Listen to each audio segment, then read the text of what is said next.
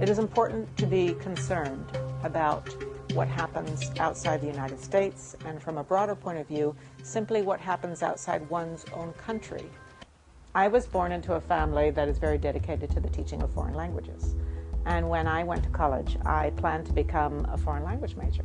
I studied French and Spanish and Russian.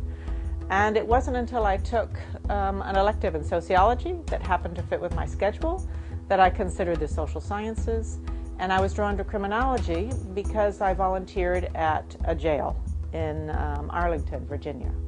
It was that experience as a prison volunteer that led me to take more courses in criminology and to later pursue master's and doctoral study in criminology and criminal justice.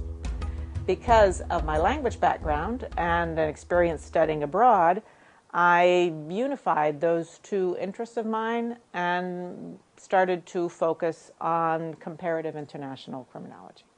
The program has a foreign language proficiency requirement, it's a graduation requirement, it's an oral and written test, and it can be taken in virtually any language because we very much encourage our students to work on their foreign language skills while they're with us.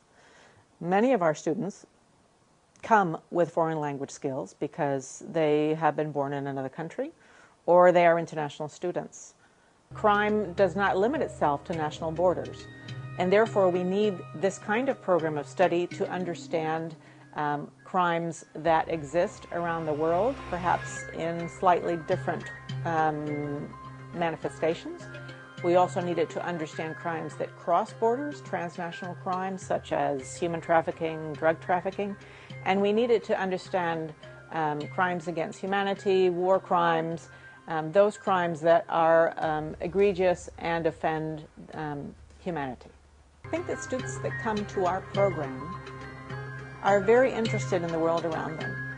For that kind of student who is willing to play perhaps a larger role than the merely domestic one, this is the program of study that you should be considering.